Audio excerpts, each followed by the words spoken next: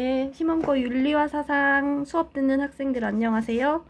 이번에는 25쪽 학습지 칸트의 의무론 같이 보겠습니다.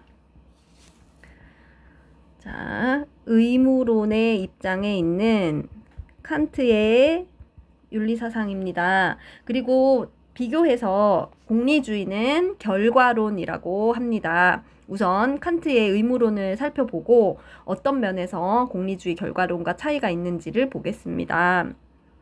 자, 의무론은 인간이 마땅히 따라야 할 의무에 근거하여 행위의 옳고 그름을 판단합니다.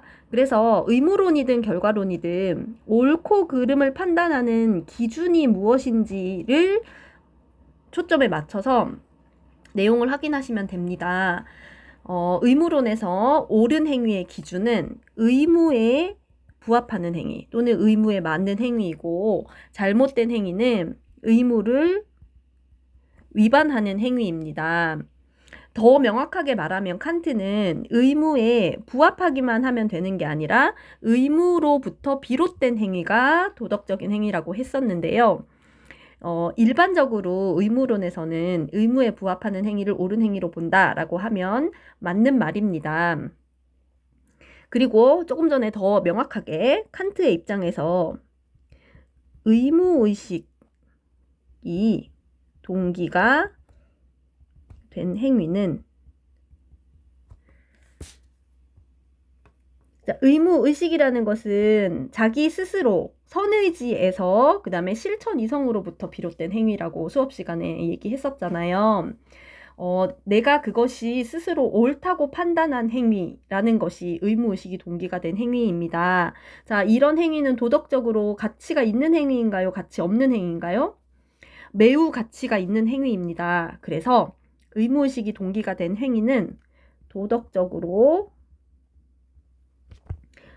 무가치 할 수 없습니다.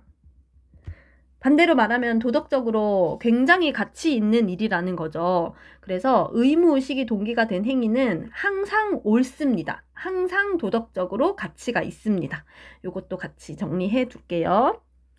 그리고 의무론에서는 어떤 행위가 낳는 결과보다 그 행위의 동기나 의도가 중요합니다.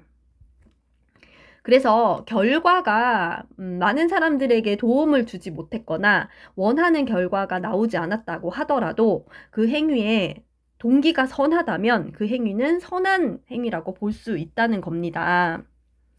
그래서 의무에 따른 행위는 상황이나 결과와 무관하게 의무에 따라 행위했다면 항상 도덕적 가치를 지닌다는 겁니다.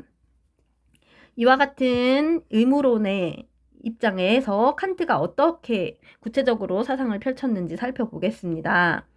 우리 필기했을 때 선생님이 칸트 사상에서 가장 중요한 키워드 3가지, 이제 실천이성, 선의지, 정언명령이라고 했는데요. 그 중에 여기서는 선의지부터 보겠습니다. 자, 첫 번째 키워드 선의지입니다. 옳은 행동을 해야 된다, 의무에 따르는 행동을 해야 된다, 왜 그러냐라고 묻는다면 다른 이유가 없다고 했습니다. 그것이 옳다는 이유만으로 행하려는 의지를 선의지라고 부릅니다. 그것이 낳는 행위에 결과를 생각하지 않고 결과와 상관없이 무조건 선한 것이 선의지입니다. 그런 선한 것에 따른 행동을 하는 것이 선의지입니다. 그래서 여러분, 자, 요거 한번 볼게요. 행위의 옳음은 그 행위가 낳는 결과와 의지 중에 무엇이 옳음을 결정하나요? 결과 아니라고 했죠. 의지입니다. 그래서 그 행위를 낳는 의지에 의해 결정된다라고 하면 이것은 칸트의 입장에서 맞는 말이 되겠죠.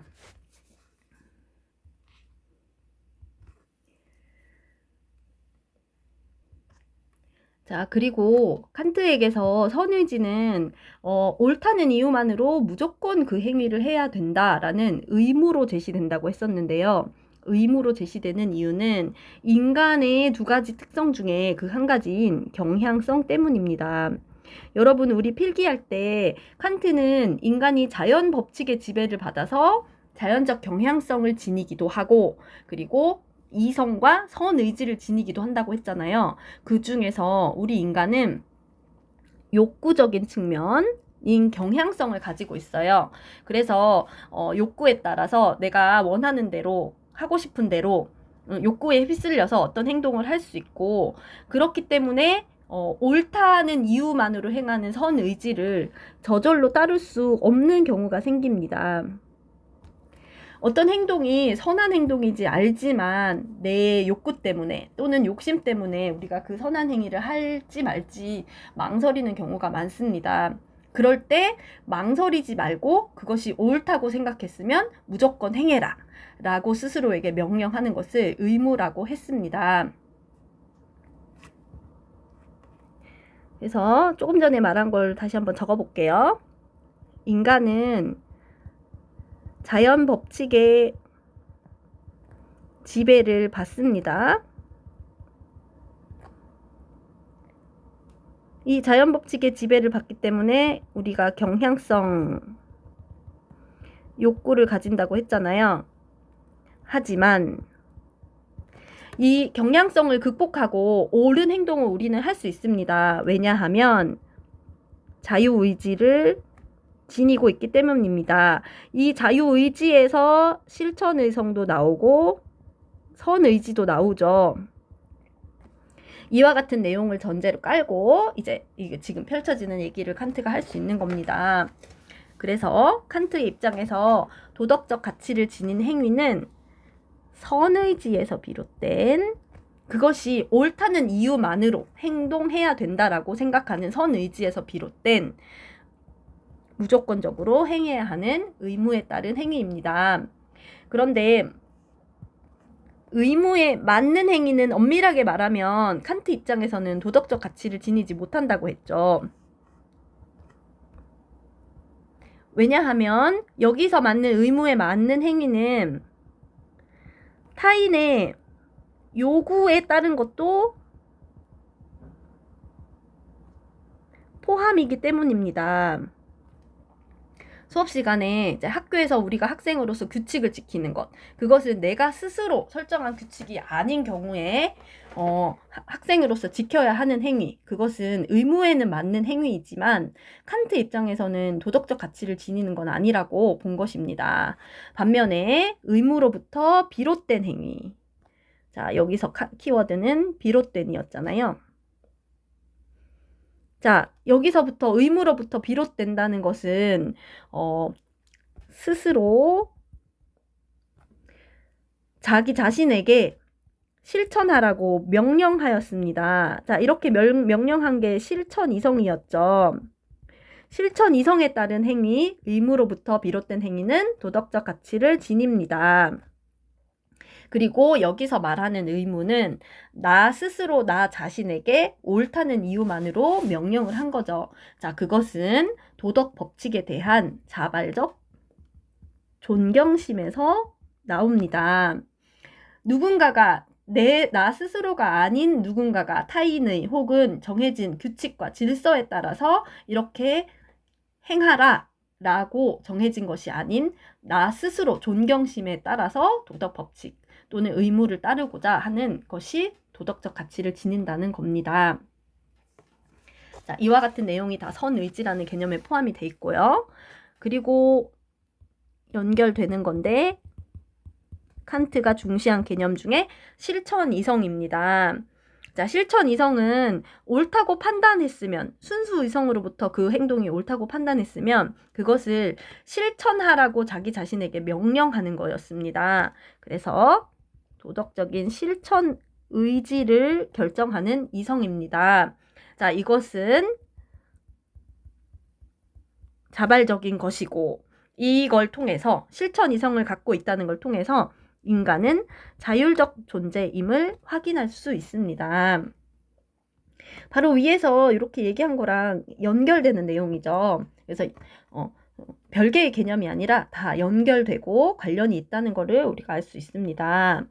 자, 여러분, 인간이 자율적 존재이므로 인간은 존엄한 존재입니다. 그리고 내가 자율적이고 존엄하다면 다른 사람도 마찬가지입니다. 그래서 모든 인간은 존엄하고 평등하다는 생각까지 이끌어낼 수 있습니다. 자, 의무를 강조했던 칸트는 그 의무를 우리에게 정언 명령의 형식으로 표현합니다. 나 자신이 나 스스로에게 설정한 도덕 법칙이라는 것은 어떤 조건을 갖지 않고 옳다고 생각했으니 무조건 행하라, 무조건 이렇게 행하라라고 하는 가언 명령의 반대 개념으로 정언 명령이라는 것이 있습니다. 어떤 행위를 어떻게 무조건적으로 행할 것인가라고 했을 때 대표적으로 두 가지가 있었습니다. 정언 명령은 다음과 같은 정식의 형태로 표현이 됩니다. 그 중에 첫 번째는 보편 법칙의 정식이었습니다. 우리 여러분 또 수업 시간에 필기할 때 내가 스스로 생각하기에 내 행위의 규칙, 내가 정한 행위의 규칙을 준칙이라고 했었잖아요. 자, 그 준칙을 여기서는 이렇게 표현해 볼게요. 개인의 주관적 행위 원리. 자, 이게 준칙의 뜻입니다. 자, 내가 설정한 나의 준칙은 항상 도덕 법칙이 될 수 있습니까? 자, 항상 될 수 없습니다. 언제 나의 준칙이 도덕 법칙이 될 수 있냐면 모든 사람들에게 적용했을 때도 그걸 내가 받아들일 수 있을 때, 즉 보편화 가능하다면 준칙이 될 수 있습니다. 자, 지금 선생님이 얘기한 내용을 한번 적어볼게요. 멈추고 적고 한번 띄워드리겠습니다. 자, 선생님 펜이 지금 가리키고 있는 이 부분을 볼게요. 선생님 화면을 잠깐 멈추고 이 부분을 적었습니다. 그래서 여러분들도 이 부분을 같이 메모하시면 되고, 이 부분이 메모가 되었다면 이렇게 따라오셔서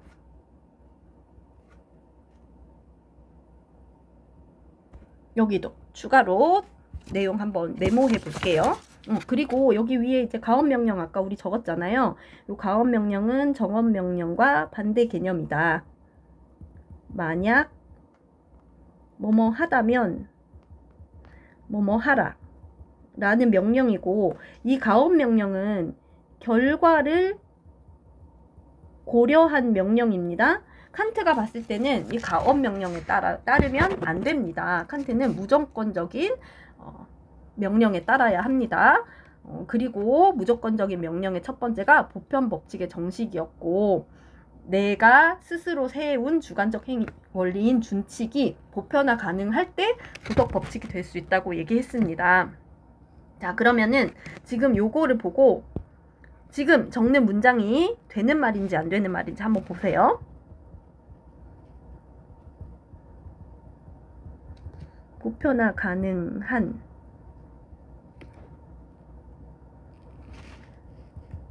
준칙에 맞는 모든 행위는 도덕적이다.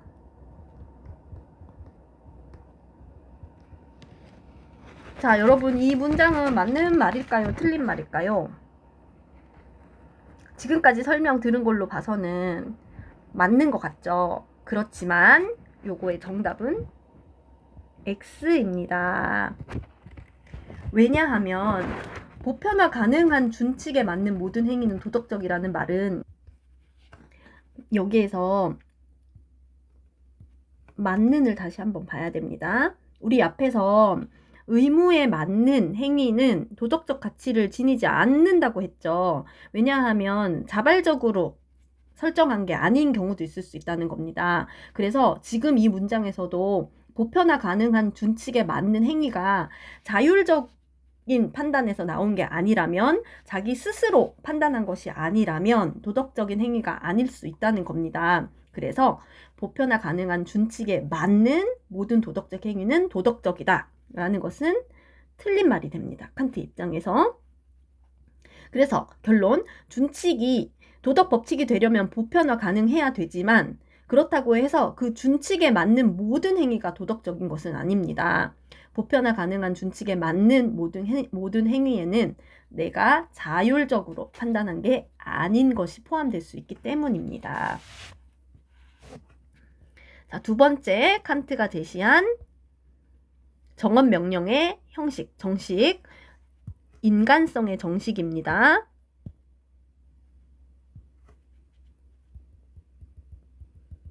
자, 인간성의 정식은 아까 위에서 공부한 내용에서 이 부분 한번 볼게요. 모든 인간은, 우리 인간은 자율적 존재이고 그러므로 존엄하고 평등하다고 얘기했었잖아요. 그래서 여기서 나옵니다.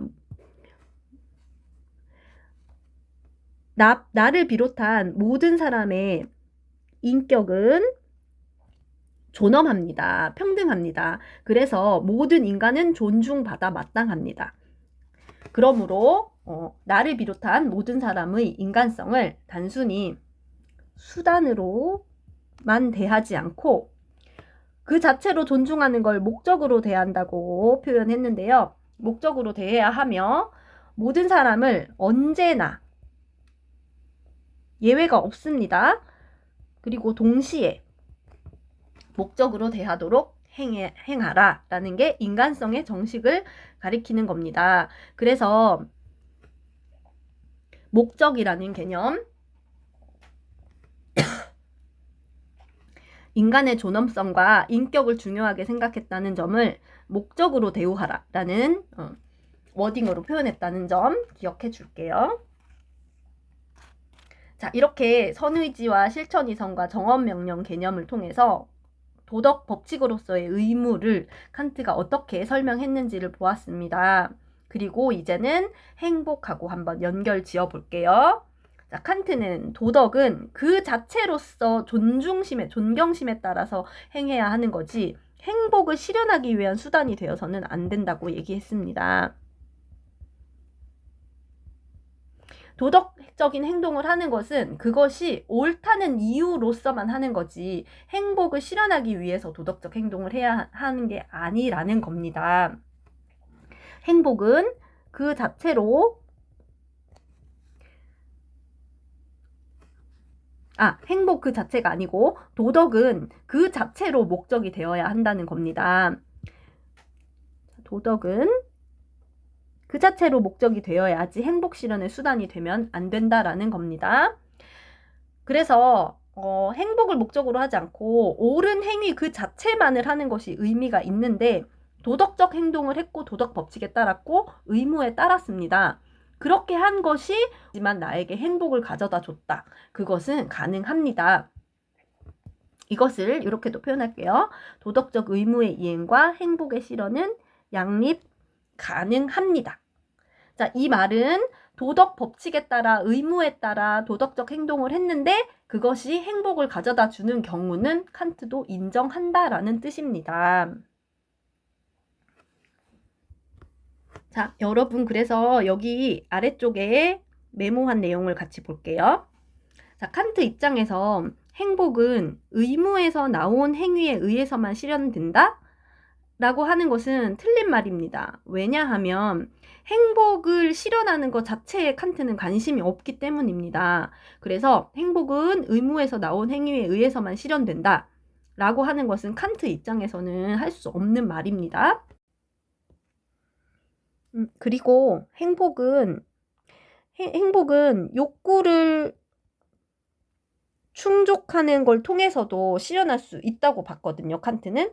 그래서 욕구를 충족함으로써 행복을 실현할 수 있지만 행복은 인간의 주요된 목표가 아니고 삶의 목적이 아니기 때문에 행복을 실현하는 것 자체가 칸트에서 관심사가 아니기도 했고, 그 다음에 욕구 충족으로 인해서도 행복을 실현할 수 있기 때문에 이 문장은 두 가지 측면에서 모두 칸트의 입장에 해당되지 않습니다.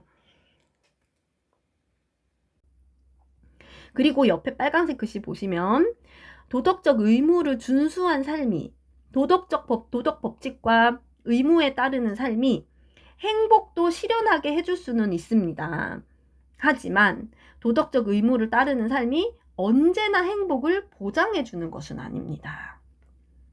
이렇게 해서 행복과 의무의 관계를 이렇게 이제 꼬아서 또는 응용해서 묻는 선지가 많이 나오기 때문에 여러분도 이렇게 정리를 하시면 좋을 것 같고, 중요해서 노란색 형광펜으로 선생님 다시 한번 표시하였습니다. 그래서 이 내용 정확하게 잘 구분하시면 좋겠습니다. 자, 이렇게 칸트 내용을 정리를 했는데요. 이제 정리해서 마지막으로 칸트 사상이 우리에게 주는 의의와 비판점을 한번 정리해 볼게요. 칸트는 이유를 따지지 말고 묻지도 따지지도 말고 옳다고 판단했으면 그 행동을 무조건 행하라고 강조를 했습니다. 그래서 옳음에 대한 확고한 기준, 도덕적 행동에 대한 확고한 기초를 우리에게 마련해 주었습니다. 칸트가 있었기 때문에 나에게 이익이 되는지 이익이 되지 않는지와 상관없이 도덕적 행동을 해야 한다라는 그 중요성을 일깨워 준 것입니다. 하지만 칸트는 이처럼 철저한 도덕 법칙과 의무를 너무 지나치게 강조하다 보니 지나치게 엄격하다라는 비판을 받기도 하고요. 그 다음에 두 번째는 구체적 상황에서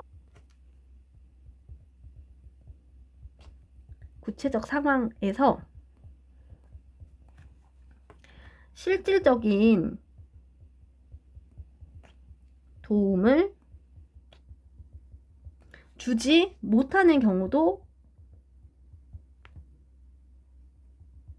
있다는 비판을 받습니다. 자, 이걸로 선생님 수업 시간에 집에 내가 있는데 어떤 사람이 벨을 눌렀어요. 숨겨달라고. 누군가 쫓아온다고. 칼을 든 사람이 쫓아온다고. 그래서 숨겨줬는데 잠시 후에 칼 든 사람이 진짜로 우리 집에 와서 여기 누구 숨었지?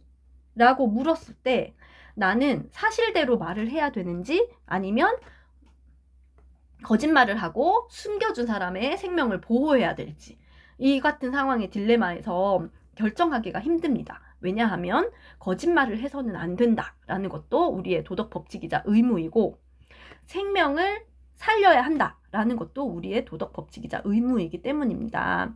이와 같이 중요한 도덕 법칙, 의무가 충돌했을 경우에는 어느 쪽을 선택하기가 어렵게 만드는 그런 딜레마에 빠지게 됩니다.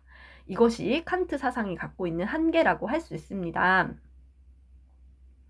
이와 같은 한계를 우리가 이제 다음에 배우게 될 공리주의 사상을 통해서 해결 방안을 찾을 수도 있을 것입니다. 자, 그러면 다음 시간 수업에서 공리주의의 이제 내용을 수업을 같이 들어보고 우리가 올바르게 살아가려면 어떤 선택을 해야 되는지 또 한번 같이 고민해 보는 시간을 갖도록 하겠습니다. 두 가지를 더 메모를 해볼 건데요. 우선 정언명령에 여기 한번 볼게요. 자, 정언명령은 자연의 모든 사물에 적용된다. 맞을까요? 아닙니다. 자연의 모든 사물이 아니라 인간에게만 적용되는 것이 정언명령입니다.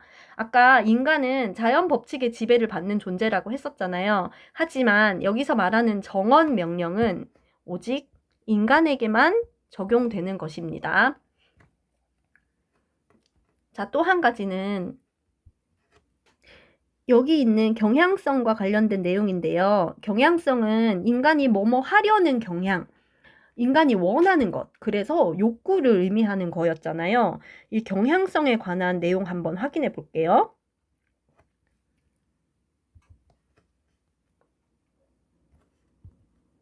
자, 요렇게 여기다가 빼서 선생님은 적어 볼게요. 자, 의지를 지닌 모든 존재는 법칙 준수를 위해 경향성을 배제해야 하는가? 배제해야 한다라고 하면 이거는 맞는 말일까요? 틀린 말일까요? 경향성은 욕구이기 때문에 칸트가 봤을 때는 따라야 하는 것이 아닙니다. 욕구에 따를 것이 아니라 우리는 이성과 도덕 법칙, 의무에 따라야 되잖아요. 그래서 경향성은 배제하는 게 맞긴 한데 이 문장 의지를 지닌 모든 존재는 법칙 준수를 위해 경향성을 배제해야 한다. 자, 정답은 틀렸습니다. 이유가 뭐냐 하면 의지를 지닌 모든 존재에는 인간 맞겠죠? 그리고 신도 포함이거든요. 칸트를 얘기할 때 우리는 신 얘기를 하진 않았어요. 근데 이제 지금 여기서 본다면 칸트도 이제 근대 시대 사람이지만 신과 교회의 이제 가르침이 지배적이던 서양 사회에서 살았던 사람입니다. 그래서 칸트도 신의 존재에 대한 인식이 있었어요. 하지만 그것보다 인간의 자율적 판단을 더 중요하게 생각했던 이제 사상가였거든요. 그랬을 때 자, 신이 의지를 갖고 있어요. 전지전능한 신의 의지, 신의 뜻. 그리고 인간도 자유의지를 가지고 있습니다. 그래서 여기서 말하는 의지를 지닌 모든 존재는 인간과 신을 모두 포함하는 것인데 경향성을 배제해야 하는 것, 욕구를 절제하고 욕구를 끊어내야 되는 것은 인간에게만 해당이 됩니다. 그렇기 때문에 의지를 지닌 모든 존재는 이라고 하면 이 문장은 틀린 문장이 됩니다. 그래서 이것도 우리 같이 체크해 둘게요. 틀렸습니다. 이렇게. 자, 이번 수업은 여기까지입니다. 여러분 수고하셨습니다.